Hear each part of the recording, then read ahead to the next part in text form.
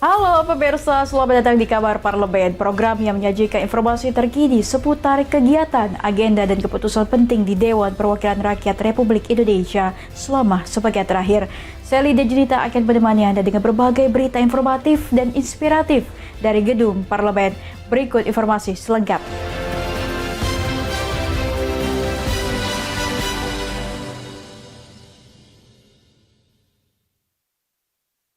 Kita ke informasi utama, pemirsa. Anggota Komisi 1 DPR RI TB Hasanuddin menyatakan kasus warga negara Indonesia yang ditangkap di Myanmar masih dalam proses penyidikan oleh aparat setempat. DPR akan terus berkoordinasi dengan Kementerian Luar Negeri dan Kedutaan Besar RI untuk memastikan perlindungan WNI di Myanmar. DPR RI melalui Komisi 1 terus memantau kasus penangkapan seorang warga negara Indonesia di Myanmar yang hingga kini masih dalam tahap penyidikan. TB Hasanuddin menegaskan DPR RI terus berkoordinasi dengan Kementerian Luar Negeri dan Kedutaan Besar RI di Myanmar untuk memastikan hak-hak warga negara Indonesia terpenuhi.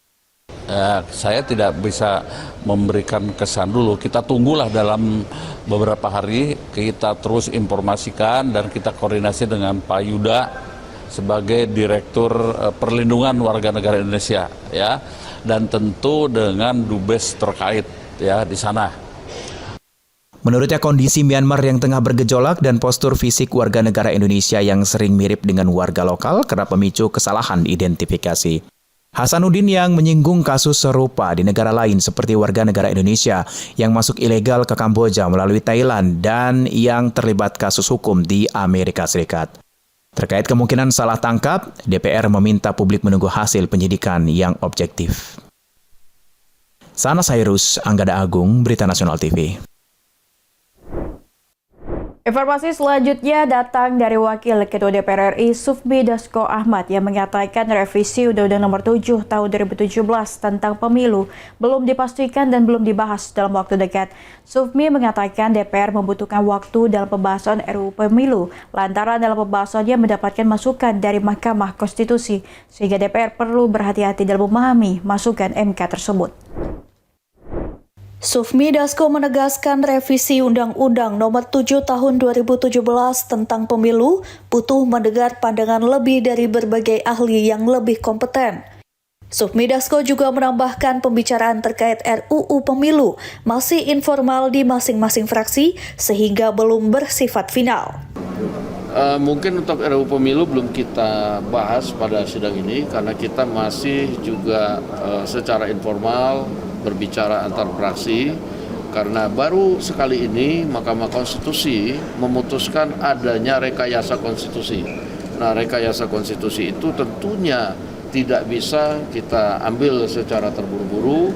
Selain ini adalah hal yang baru, merekayasa konstitusi ini juga perlu pendapat dari para ahli yang memahami soal konstitusi karena kita akan berhati-hati dalam melakukan keputusan MK tersebut. Kalau dari fraksi-fraksi parpol sendiri seperti apa ini Pak? Ya, ini masih ada pembicaraan informal yang tentunya belum bisa kita sampaikan ke publik karena kalau kita sampaikan belum hal yang final nanti akan menimbulkan dinamika yang tidak perlu. Demikian. Dari Jakarta, Natasha Alko, Anggada Agung, Berita Nasional TV. Ketua MPR RI Ahmad Muzani menghormati langkah Komisi Pemberantasan Korupsi atau KPK dalam mengusut dugaan gratifikasi pengadaan barang di lingkungan MPR. Ahmad Muzani mengaku dirinya mendukung penuh langkah KPK dalam menyelesaikan dugaan gratifikasi tersebut.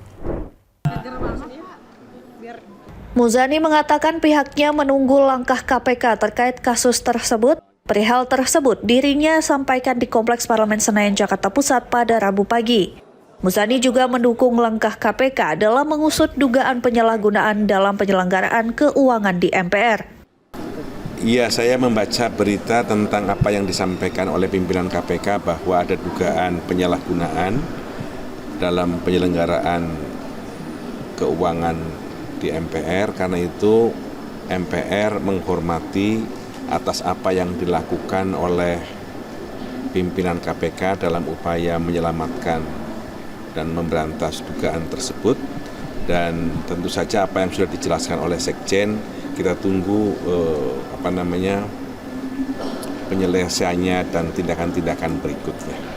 Sebelumnya, juru bicara KPK Budi Prasetyo menyebut ada sejumlah pejabat di MPR yang diduga menerima gratifikasi. Budi juga belum merinci kasus ini lebih lanjut, termasuk surat perintah penyidikan ke arah khusus atau terbuka. Dari Jakarta, Natasha Alko, Ade Chandra, Dewanata, Berita Nasional TV.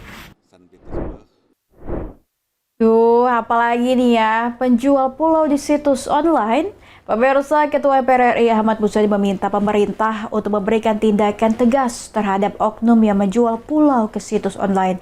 Muzani berharap Kementerian Dalam Negeri dan Kementerian ATR BPN dapat mengatasi hal ini dengan cepat agar tidak jatuh kepada tangan yang tidak bertanggung jawab. Kalau kita perhatikan, Muzani menjelaskan bahwa pembatasan wilayah dan pulau-pulau terluar Indonesia sudah ditetapkan oleh Kemendagri. Muzani juga meminta Menteri Kabinet Merah Putih mengkaji secara matang setiap keputusan sehingga tidak membebani Presiden Prabowo Subianto. Menurutnya, masalah penjualan pulau di situs online harus segera diselesaikan di kementerian terkait. Sebelumnya, Wakil Menteri Dalam Negeri Bima Arya Sugiarto menegaskan 4 pulau yang berada di Kabupaten Kepulauan Anambas Riau tidak bisa dimiliki secara pribadi. Bima juga menegaskan pulau atau lahan di wilayah kepulauan dapat disewakan dengan mengikuti ketentuan yang ada. Mengenai legalitas penjualan pulau secara daring, Bima Arya akan mempelajarinya terlebih dahulu. kalau terjadi lebih rumit lagi. Berarti Pak harus ada penegasan batas-batas wilayah nantinya Pak? Batas-batas wilayah sudah ada, termasuk pulau-pulau terluar juga sudah ada, tapi jangan sampai pulau-pulau terluar itu dimiliki oleh orang-orang yang tidak bertanggung jawab. Kadang-kadang atas nama Indonesia, tapi sesungguhnya pemiliknya sesungguhnya bukan mereka. Tapi yang seperti ini harus ditangani dengan cepat. Berarti Mendagri harus lebih ini ya Pak, lebih awas lagi ya Pak? Ya, Mendagri termasuk agraria. Dari Jakarta, Natasha Alko, Nazwa April, Ade Chandra, Berita Nasional TV. Wakil Ketua DPR RI Sufmi Dasko Ahmad menyebut pemerintah akan terus berkomunikasi dan mengupdate kabar warga negara Indonesia yang masih berada di Iran. Dasko menegaskan pemerintah akan terus mengupayakan proses evakuasi secara bertahap bagi WNI yang masih terjebak di Iran. Dasko juga menghimbau kepada seluruh masyarakat Indonesia untuk tetap tenang. Pasalnya, pimpinan DPR dan juga Komisi 1 DPR RI akan terus berkomunikasi dengan pemerintah untuk memonitor keadaan terkini dan meminta Kementerian Luar Negeri serta Kedaulatan Besar Iran untuk mengupayakan adanya komunikasi khusus kepada WNI di Iran agar dapat terpantau dengan baik. Ya, kami menghimbau kepada warga negara Indonesia untuk tetap tenang. Pemerintah terus berkomunikasi dan mengupdate keadaan WNI di Iran dan akan terus melakukan evakuasi secara bertahap.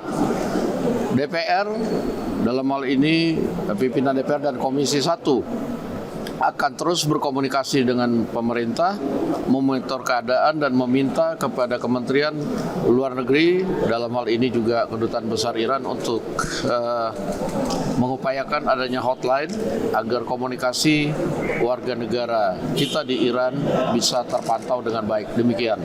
Dari Jakarta, Natasha Alko, Agenda Agung, Berita Nasional TV. DPD RI tanggapi terisolasinya warga Pulau Enggano. Pemirsa, berita selanjutnya akan kami hadirkan sesaat lagi usai jeda berikut ini.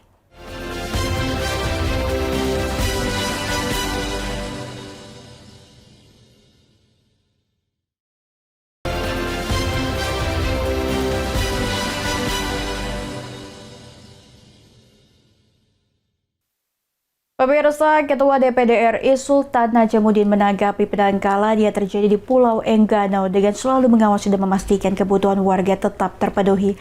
Sultan mengharapkan agar segera ditemukan solusi agar tidak menimbulkan dampak yang meluas.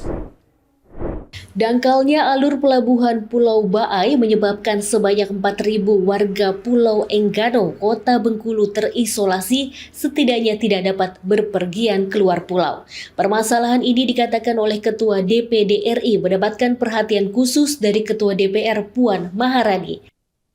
Sultan menilai pemerintah harus memastikan alur Pulau Baai sebagai akses utama ke laut yang mengangkut bahan bakar dan pasokan lain agar segera ditemukan solusinya. Ketua DPR RI Sultan Najamuddin mengatakan dirinya dengan Wakil Presiden secara langsung meninjau Pulau Enggano. Dirinya menyebut kini tim setempat telah melakukan langkah-langkah cepat sebagai upaya menyelesaikan permasalahan. Ya, nah kita minta ya pemerintah dalam hal ini memang harus memastikan bahwa alur Pulau Bayi sebagai pintu masuk laut yang mensuplai mengangkut bahan bakar itu segera bisa cepat teratasi sehingga kapal-kapal yang tadinya bisa masuk ke sana kemudian yang ke Enggano itu juga bisa tiba. DPR RI sebagai fungsi pengawasan akan terus mengawasi dan memastikan bahwa kebutuhan-kebutuhan pokok di Pulau Enggano segera teratasi agar tidak menimbulkan dampak yang meluas. Dari Jakarta, Natasha Alko, Ade Chandra, Dewanata, Berita Nasional TV. Pemirsa, Ketua MPR RI Ahmad Muzani menilai posisi politik luar negeri yang dimainkan oleh Presiden Prabowo Subianto dalam kancah internasional makin berwibawa. Langkah Presiden Prabowo sudah tepat dalam menetapkan Indonesia dalam posisi yang non-blok dan bebas aktif. Ketua MPR RI Ahmad Muzani menilai posisi politik luar negeri yang dimainkan oleh Presiden Prabowo Subianto dalam kancah internasional makin berwibawa, khususnya setelah menyampaikan alasannya tidak menghadiri konferensi tingkat tinggi G7. Menurutnya pernyataan Presiden Prabowo dalam pidatonya di Forum Ekonomi sudah benar, dengan begitu posisi Indonesia di kancah global semakin diperhitungkan. Langkah Presiden Prabowo Subianto sudah tepat dalam menetapkan Indonesia dalam posisi yang non-blok dan bebas aktif. Artinya Indonesia akan tetap mengedepankan dialog dan terlibat ke dalam semua etape perdamaian dunia. Kita semua menyaksikan tentang bagaimana komitmen Indonesia sejak awal. Saya kira posisi dan keputusan Indonesia di bawah pemerintah Presiden Prabowo dalam kerutan perang antara Israel dan Iran ini dari kacamata posisi politik luar negeri kita sudah pas dan sudah benar, yakni menempatkan diri sebagai negara yang non-blok dan bebas aktif. Bebas aktif itu artinya terus mengupayakan dialog, terlibat dalam semua etape perdamaian dunia, dan terus mengikuti perkembangan ini sehingga kita tidak memblok dalam salah satu blok. Karena itu apa yang sudah dilakukan oleh Presiden Prabowo seperti yang dipidatokan dalam pidatonya di Forum Ekonomi tersebut, pandangan kami adalah posisi yang sudah benar, sesuai dengan semangat politik luar negeri bebas aktif, politik luar negeri yang dalam bahasa beliau, satu kawan terlalu sedikit, 1000 musuh terlalu banyak. Dalam bahasa sederhananya seperti itu. Karena itu kita sekarang merasa bahwa posisi politik luar negeri yang dimainkan oleh Presiden Prabowo dalam kancah internasional semakin berwibawa, semakin kinclong, dan kita sebagai bangsa besar semakin bangga posisinya sebagai bangsa yang diperhitungkan dalam setiap upaya untuk mencapai perdamaian dunia. Sebelumnya Presiden Prabowo Subianto menegaskan bahwa dirinya tidak menghadiri KTT G7 bukan karena tidak menghormati G7, melainkan sudah berkomitmen lebih awal untuk menghadiri Forum Ekonomi di St. Petersburg, Rusia pada Jumat 20 Juni 2025 lalu. Prabowo juga menegaskan bahwa garis politik luar negeri Indonesia adalah non-blok dan bebas aktif. Natasha Alko, Ade Chandra, Mahendra Dewananta, Berita Nasional TV. Wakil Ketua DPR Sufmi Dasko Ahmad menanggapi terkait ribuan warga Pulau Enggano yang kini terisolasi akibat alur pelabuhannya dangkal. Dalam hal ini, Dasko mengatakan pihaknya akan segera melakukan rapat koordinasi dengan pemerintah untuk menyelesaikan permasalahan tersebut. Jadinya pendangkalan di pelabuhan Pulau Bayi. Sebanyak 4.000 warga Pulau Enggano, Provinsi Bengkulu kini terisolasi akibat alur pelabuhan yang dangkal. Pendangkalan tersebut menjadi penyebab utama terganggunya arus keluar masuk logistik dan penumpang. Bahkan kondisi ini juga membuat warga kehilangan penghasilan karena pisang sebagai komoditas utama tidak bisa dijual. Menyikapi hal itu, Wakil Ketua DPR Dasko mengatakan pihaknya akan melakukan rapat koordinasi bersama pemerintah untuk menyelesaikan masalah tersebut. Namun Dasko menyebut saat ini PT Pelindo tengah melakukan pengerukan pendangkalan pelabuhan. Partisipasi publik dengan pendapat dari masyarakat dengan bahan yang sudah dikumpulkan. pihak pemerintah dalam menyusun DRIM itu juga kemudian minta partisipasi publik dan alhamdulillah sudah selesai. Nah, DRIM yang sudah disepakati pemerintah kemungkinan besar minggu ini sudah dikirim dan insya Allah minggu depan akan mulai rapat antara pemerintah dan DPR dan akan memulai pembahasan undang-undang. Mahendra Dewananta, Ade Chandra, Berita Nasional TV. Ya, pemirsa, informasi selanjutnya datang dari Ketua DPR RI Puan Maharani merespons soal kabar penjualan sejumlah pulau yang berada di Kabupaten Kepulauan Anambas, Kepulauan Riau di situs jual beli online. Puan mengatakan hal tersebut harus dievaluasi terkait pengelolaan dan penataan ulang administrasi pulau-pulau yang ada di Indonesia. Masyarakat dikejutkan dengan adanya postingan yang menjual beberapa pulau yang berada di Kabupaten Kepulauan Anambas, Kepulauan Riau di situs jual beli online. Dalam postingan tersebut terlihat Pulau Anambas berstatus for sale, namun penjual tidak mencantumkan harga melainkan menyesuaikan permintaan atau price upon request. Merespon hal itu Ketua DPR Puan Maharani mengatakan jual beli itu harus dievaluasi ulang. Merespon hal itu, Ketua DPR Puan Maharani mengatakan jual beli itu harus dievaluasi terkait pengelolaan dan penataan ulang administrasi pulau tersebut. Puan menyebut pihaknya akan melakukan rapat bersama pemerintah agar dapat memitigasi semua pulau di Indonesia. Dirinya menegaskan rapat dilakukan untuk mencegah adanya penyalahgunaan pulau-pulau yang ada di tanah air. Terkait hal-hal jual beli pulau, tentu saja hal itu harus dievaluasi kembali.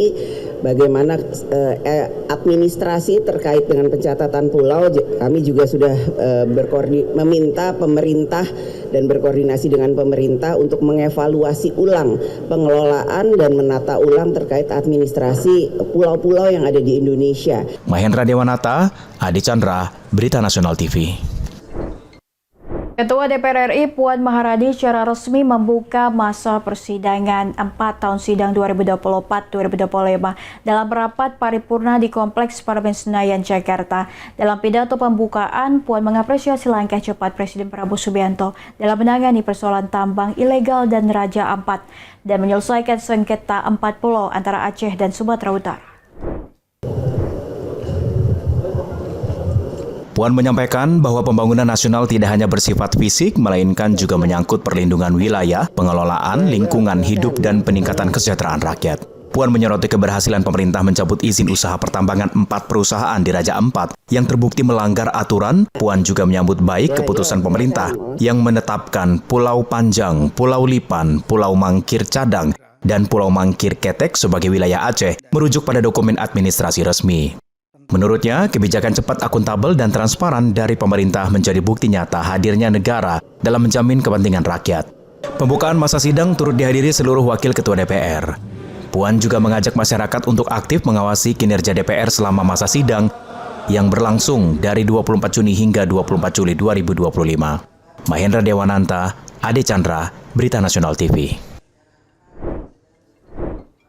Pemirsa, informasi berita lainnya akan kami sajikan usai jeda berikut ini. Tetaplah bersama kami di Kabar Parlemen.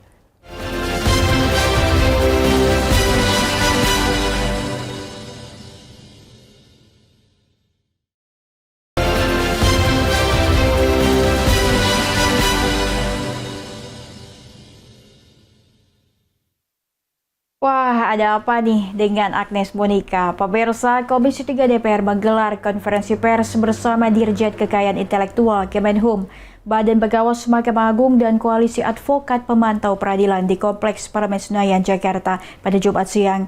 Pemirsa, acara tersebut digelar dalam rangka membahas perihal hak cipta lagu, khususnya putusan hakim dalam perkara salah satu musisi ternama Agnes Monica yang dinilai tak sesuai undang-undang. Kasus perihal penggunaan hak cipta lagu kini kerap menjadi sorotan publik usai beberapa musisi membawakan lagu dalam berbagai event atau konser musik. Salah satunya musisi ternama Agnes Monica yang diputuskan oleh Majelis Hakim Pengadilan Niaga Jakarta Pusat dengan menetapkan perkara pelanggaran hak cipta atas lagu Bilang Saja karya Ari Bias. Jadi rekan-rekan perlu dipahami. Namun putusan tersebut dinilai tidak sesuai dengan undang-undang yang ada. Pasalnya berdasarkan Undang-Undang Nomor 28 Tahun 2024 tentang hak cipta lagu bahwa penyelenggara atau promotor event harus membayar royalti jika menggunakan lagu yang dilindungi hak cipta. Oleh karena itu, Komisi 3 DPR sepakat akan mengawal proses hukum yang diajukan oleh pihak Agnes Monica. Ketiga, Komisi 3 DPR RI meminta kepada Direktorat Jenderal Hak Kekayaan Intelektual Kementerian Hukum Republik Indonesia untuk dapat mensosialisasikan secara luas terhadap semua pihak terkait mekanisme perolehan lisensi pengelolaan royalti dilakukan melalui LMK, LMKN, dan pemahamannya terhadap filosofi dan tujuan Undang-Undang Nomor 28 Tahun 2015 tentang hak cipta dan ketentuan perundang-undangan terkait. Dalam kesempatan yang sama, Dirjen Kekayaan Intelektual Kementerian Hukum Razilu menegaskan penyanyi berhak membayar jika menggelar event atau konser sendiri.